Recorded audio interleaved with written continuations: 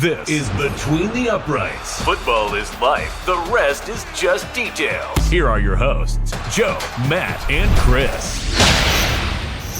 We might have one of the great running back classes of all time, ladies and gentlemen, because there is names stacked up and down the list of these running backs. There's good options. Obviously, at the top, you got Ashton Jeanty. Everybody knows about him. But we've got a lot of other options later on in this draft, especially in the second, third, fourth, and maybe fifth and sixth and seventh rounds as well. There's a lot of really good talent, and we're here to tell you about all of this talent, ladies and gentlemen. That's what we do here at Between the Uprights. So the first person I am going to go to is Chris. And Chris, I want you to tell me one of these running backs that you are excited about seeing in this NFL draft.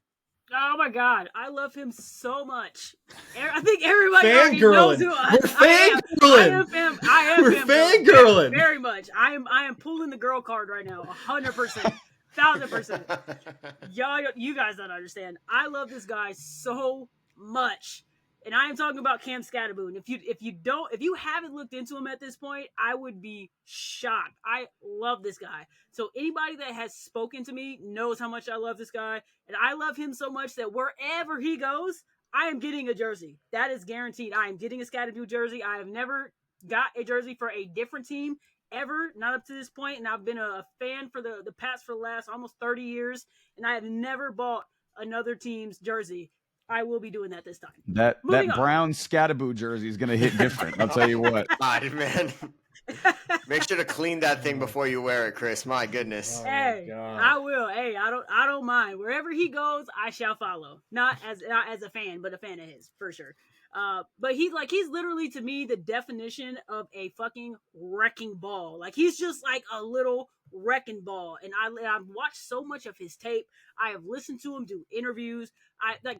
Everything you have watched with this guy, he's exactly who he says he is, and there's no question in who he is as a person, who he is as a player, and I love it. I love the toughness. I read somewhere, it was like a couple weeks ago, somebody put out like if he would have been in the draft in like the 1960s, he would have won overall, easy, because of his toughness and how he runs and how hard he runs.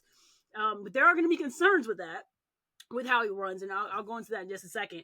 But he's 5'11". He's 215 pounds. According to PFF, he had a run grade that was second overall. Which was 94. He was second overall in all the running backs in his class.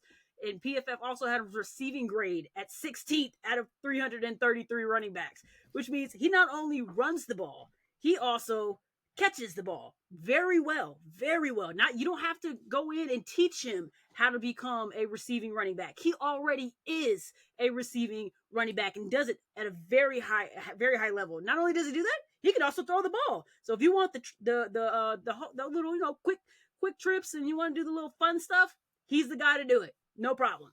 So and then you look at his ability. He has been the same guy. From 2021 to 2024, he's been the same exact guy. He was top 5 in running backs in 2021.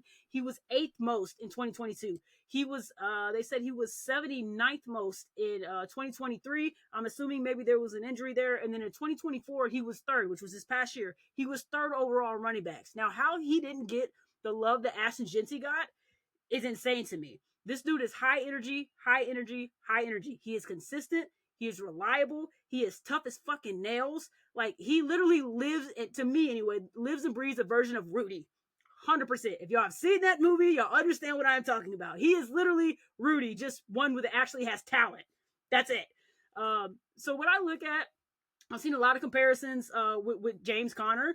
So, and he has already come out and said that he would love to work for this specific team who James Conner just happens to be at, which is the Cardinals. Good setup in my mind. Perfect setup. Also, you can look at the 49ers, who has an aging Christian McCaffrey who's constantly hurt. You get him they just brought back Juszczyk, but we don't know where he's going to be. So I think that would have been a good spot for him too. Obviously, I'm going to put the Patriots simply because Mike Vrabel wants tough guys. He wants guys that want to be out there who are tough as nails, and that's exactly who he is. He is quoted to go. Right now, this is my belief. I don't know if this is a hot take or not, but a lot of people had him going, and everything I've looked at, I've done a million mock drafts with him. He's always available at the end of the 3rd, sometimes sometime like the mid 4th. Like that's kind of where his average has been. I think he's a very good possibility of going towards maybe the mid to late 2nd round because of who he is. Now, the only concern, the biggest concern that there's going to be is because he has such a high energy, such a high rate of speed, and how hard he works, is how long he's going to be able to keep going in the NFL, because we know it's a long season. It's a lot of work. It takes a lot out of your body. And because he does basically give it all on every single snap, you wonder just how durable he's going to be moving forward. And if he's going to be there for 5 years, or if he's going to be there for 10 years, if he's going to be there for 12 years, or if he's only going to be there for 3 years. So I think that's going to be the concern. It's just like, is there a way for you to not minimize, but be able to meet him in a safe space where it's like, you can be high energy, but we need you to dial it down sometimes. Like, don't just go full force and just start bum rushing people every single snap. Like, give yourself some time in between to give your body some time to rest, because he is going full force every time he's on that field. But me personally, if I haven't said it already, I am absolutely in love with Skattebo, and I cannot wait for the draft to find out exactly where he goes, and I am praying he is going to the Patriots. Don't know if it's going to happen, but wherever he goes, I'm getting a jersey, 100%. Couple things, Chris. First of all, that was a generational shot you threw at Rudy earlier. Wow, that was crazy slander on Rudy. He wasn't talented, man. Hey, Rudy was minding his own goddamn business. He's also offsides, right? I've seen it. Yeah. He just took the stray of the century. That was crazy. On this podcast, bro. Absolutely not. Hey, Rudy gave it his all nonstop. He just didn't have the talent. That's all it was. But I guess we kind of have beef with Rudy here on Between the Uprights. I love Rudy. Too, Matt. That doesn't mean I can be in a college football game. All right. Damn, I like you. Shout out to you, Rudy. You're my guy. You're my guy, Rudy. But no, I mean, what you said, there's a lot of truth there. Second of all, I mean, Patriots and white running backs, handshake. We love white running backs on the Patriots for whatever reason. Danny Woodhead, Rex Burkhead. And while you were talking, I was like, I think that's probably like the floor for Skattebo is like Rex Burkhead, where he's like a really good change of pace back where he can catch passes. He's got that hard-nosed, ability to him where he can, do some good things on the field, So, but like you mentioned, I mean, Skattebo, he's easy to root for. I mean, he had some iconic moments. That pass he caught against Texas, got his helmet ripped off, stood up, he's standing there with his helmet off. He's done everything already in that game, doing literally everything for Arizona State. So, yeah, I do not mind that pick at all with Skattebo. Someone's going to get a player that they really, really love in Cam Skattebo. But I'm going to kick it to you, Sammy. Sammy, what do you think about this running back class, and which running back are you watching for this running back class? This is 1,000%, 1,000% one of the deepest running back classes I've ever seen, hands down. When I first started researching this class, Ashton Jeanty immediately obviously pops off your screen, but then you look at the talent going all the way down and the amount of talent that these running backs have. One running back, though, that kind of stood out to me is Kaleb Johnson out of Iowa. 6'1", 224 pounds. But don't let the size fool you. This brother can run. He ran a 4.57 40. And this past year at Iowa, and mind you, look, I know Ashton Jeanty had a great year. He did. He had a great year. But I would argue what Kaleb Johnson did wasn't as equally as impressive. But if Ashton Jeanty did not exist, I think Kaleb Johnson, based on the year he had in the conference he had it in, he would have been the RB1 in this entire draft class. I genuinely believe that. So that immediately answers the question. I have him second on my board, ladies and gentlemen. I think of him that highly over Omarion Hampton. Now, with that being said, this past season, he ran for 1,537 rushing yards, 6.4 yards a carry. And Matt, thank you so much for looking this up for me, because I got you, dog. I was actually curious before I came on here and went on my spiel. I was thinking to myself, man, Iowa's offense usually sucks. So I would imagine they have to face some very heavy boxes. And lo and behold, he did. So imagine if you didn't face a light box, if you didn't face a stacked box. His yards per carry, 10 yards per carry. Ladies and gentlemen, that is generational. That is incredible. I've never seen anything like that. Now, with that being said, he had 21 rushing touchdowns. He was second team All-American, first team All Big Ten, led the Big Ten in rushing yards, obviously. And he did it in an Iowa team that really wasn't that good in a Big Ten conference. And that was pretty good this year as well. Look, I don't want to glaze him completely. Okay. I do think he has his weaknesses, but I'm going to cover that later. Let's talk about his strengths first. Okay. First of all, for a big guy, very patient at the line. He really led some offensive line develop. Now he has the benefit of having an Iowa offensive line that constantly pumps out pretty good tight end and offensive line talent relatively quickly. So he has that benefit. But even when that happens, he's a bruiser, so he'll run through anybody. But he doesn't try to run through everybody all the time. He'll try to kind of give you the arm to try to slip his way out of there instead, which is very, very good for his longevity. If he wants to be in the league for a long time, not always just putting his head down and running people over. Even though, like, if he's running, but please, for God's sake, Kaleb, for heaven's sake, if there's a cornerback, run him over, okay, please. Now, with that being said, I already mentioned his speed. He's a 4.57, very deceptive speed for a guy his size. Very big guy, does not matter. Very, very, pretty damn fast. And he's also a very decisive runner, meaning when he finds a hole, he doesn't think, is there a bigger hole as well? No, he's going to punch that hole, pause, and just go through it completely. Pause again. I don't know what's going on today, ladies and gentlemen. Now, another thing that I really like from him, I work with children, ladies and gentlemen. What is this? I am old. I am younger than all of you guys. Like, what is going on?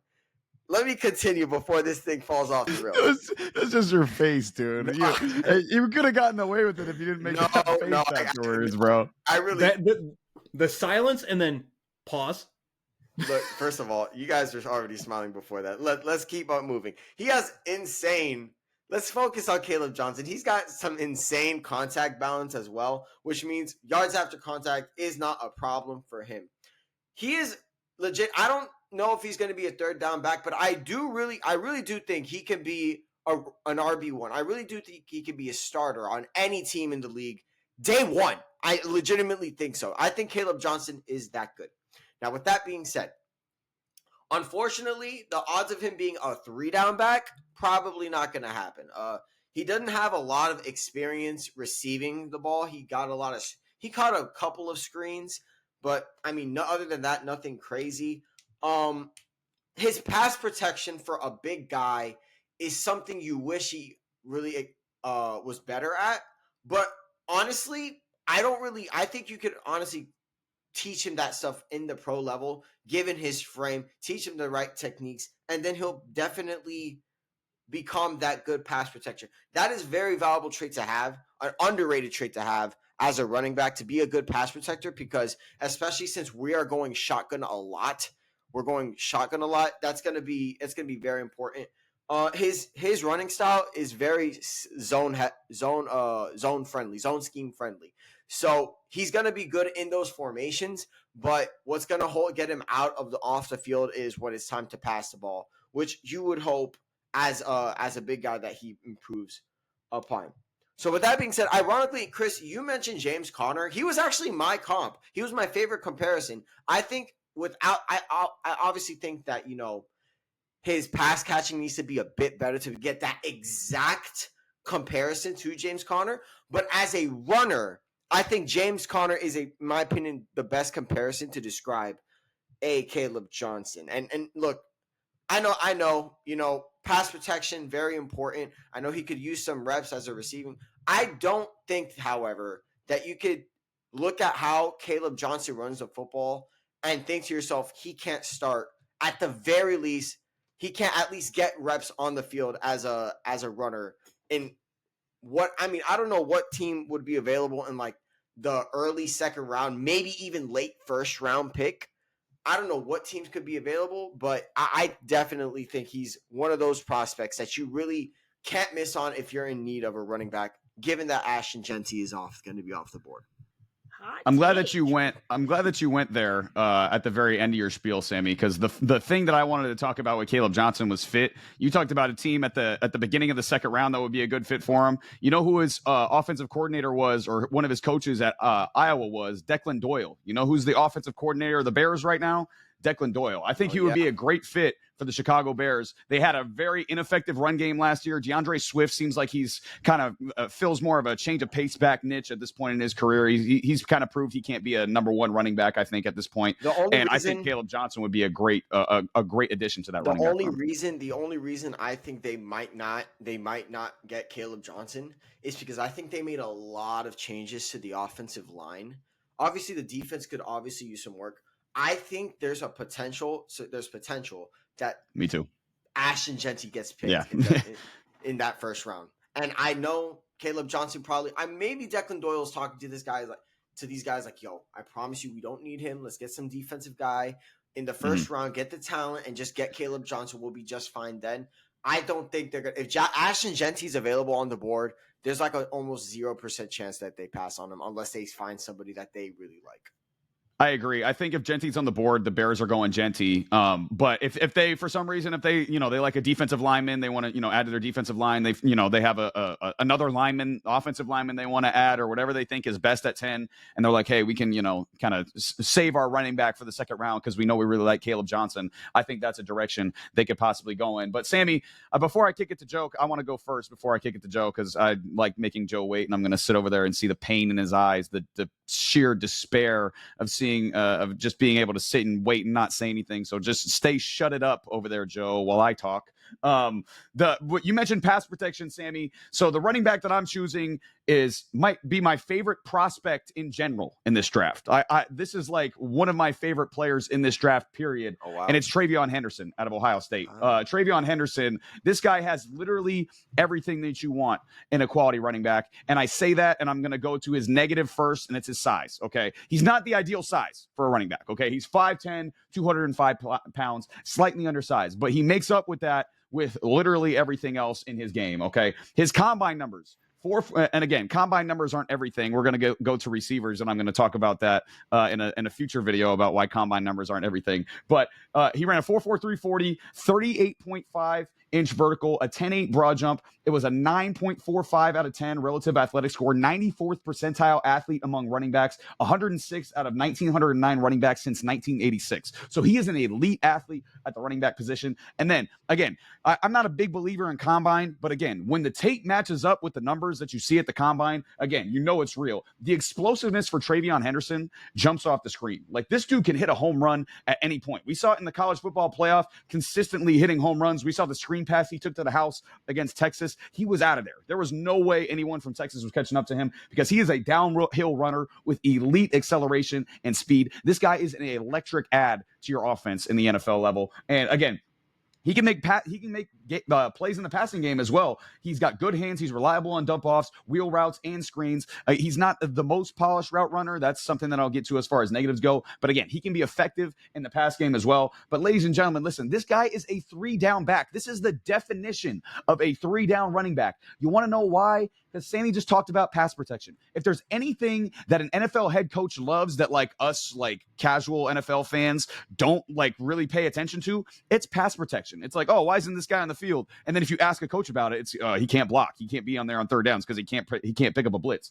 TreVeyon Henderson, if you want to do something, if you want to spend some good quality time here we're recording this on Thursday, but whenever you see this video, okay, go watch his pass protection highlights. There's a 2-minute clip of his pass protection highlights on Twitter that I saw. He's absolutely mauling defensive players in pass pro. He will rock linebackers, corners, safeties. He's got no fear against defensive linemen. It does not matter with TreVeyon Henderson. He sticks his face in there and he dominates in pass pro as well. So again, you have an explosive runner who can be effective in the pass game, and he's really, really good in pass protection. That's a guy I want on my NFL team. And again, he was a captain this year of the national championship winning Ohio State Buckeyes as well. 4-year starter for Ohio State. Again, that's something that I want in my locker room just as far as a human being. And then you add the talent that he brings and the capabilities that he brings as well. That's a huge asset to your NFL team. Obviously, there's some negatives with him as well. He's got some injury history combined with his frame makes you concerned about his potential as a 3-down back.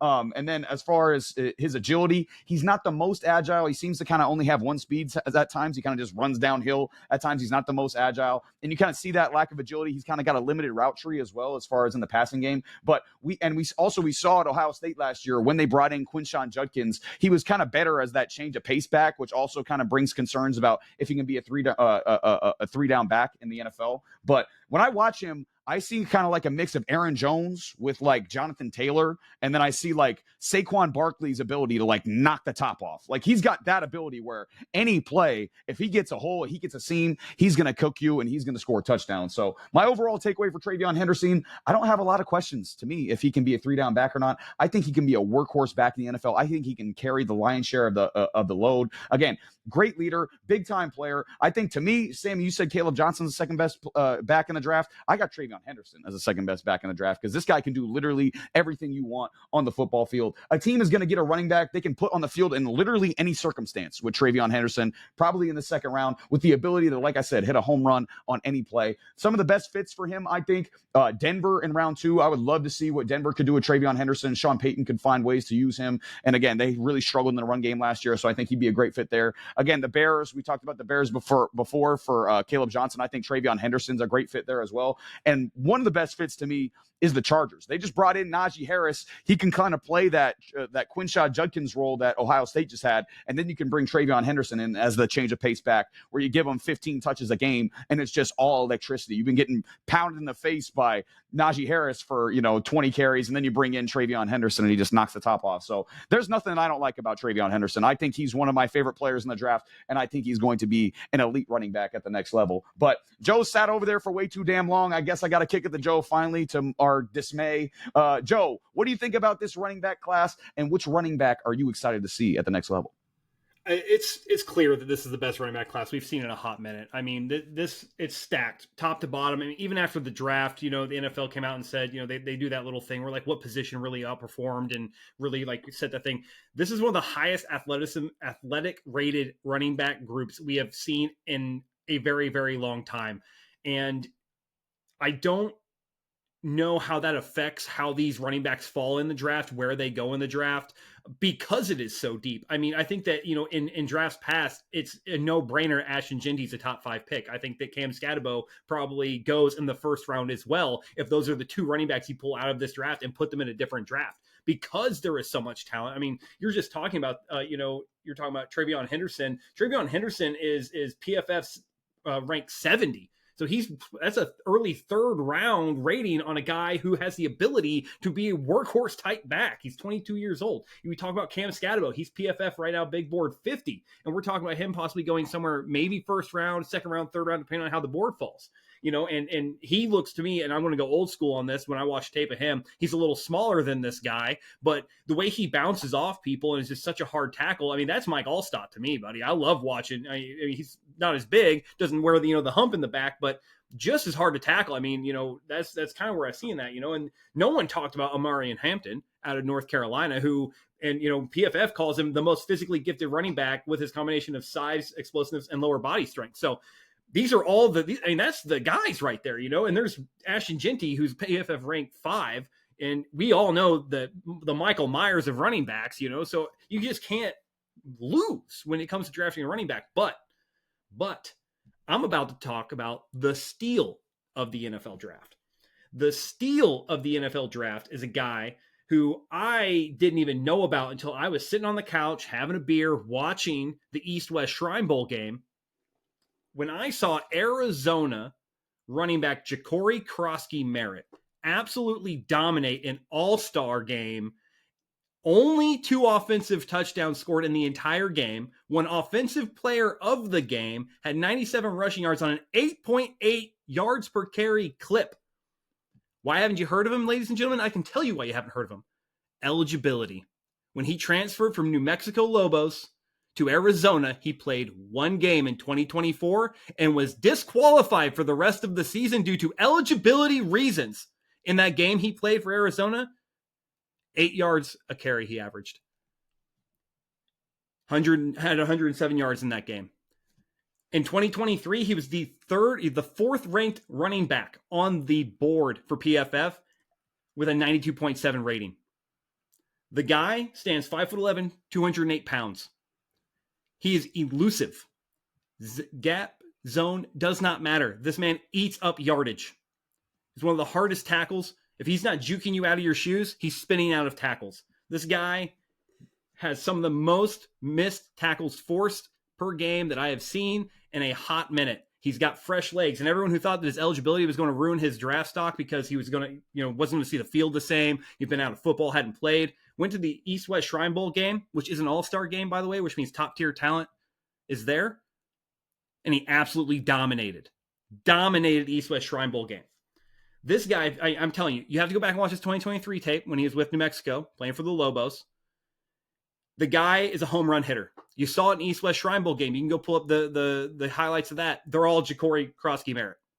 The guy absolutely dominated the entire game. And if it hadn't been for his ineligibility, playing for Arizona, he probably would be one of the top 5 running backs in this draft.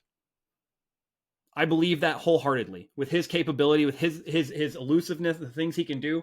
He's only 23 years old. If it wasn't for ineligibility, who knows where this guy would be. Where's he projected to go, Joe? Where's he projected to go? He is PFF ranked 144. Wow. PFF ranked all 144. Because of the eligibility. Ineligibility. The guy played, and I shit you not, one game, 13 attempts, 106 yards, 8.2 a carry, 1 touchdown. What? Why was he ineligible? Something about his transfer. He transferred his senior year. I think he was redshirt senioring or something like that, and he became ineligible due to the years of eligibility. He apparently had applied when he transferred and was denied. He's not going back to so he can't go back to college anymore. Then, right? He had to. Nope. Wow. Yep. He actually in 2023, 1,191 yards on 6.3 a carry with 17 touchdowns. That'll work. The only knock on the guy is that for New Mexico, they didn't throw the ball a lot to him. So there's questions about whether or not he can catch the ball. But in 2023, he got 8 targets, caught 7 of them for 72 yards. I don't know how you guys do math, but per reception, that's about 10 a clip. So get the ball in this kid's hands and let him go to work. Whoever wants to go and get, if you've got other needs on your team and you need to go get a guy, Jacory, Croskey-Merritt is the guy you need to go get. He's adequate enough at pass blocking and adequate enough to be serviceable in that category. I'm telling you. And I'm interested to see how many people showed up at Arizona's Pro Day to see Tet, because guess what? This guy was there. And I wonder how many of them were actually watching him, because he didn't get an invite. Even after winning offensive player of the game at East-West Shrine Bowl, didn't get an invite to the combine. That's crazy. Watch your fucking ass the rest of this running back group, because Jacory, Croskey-Merritt might just be the guy. This has been Between the Uprights. Football is life. The rest is just details.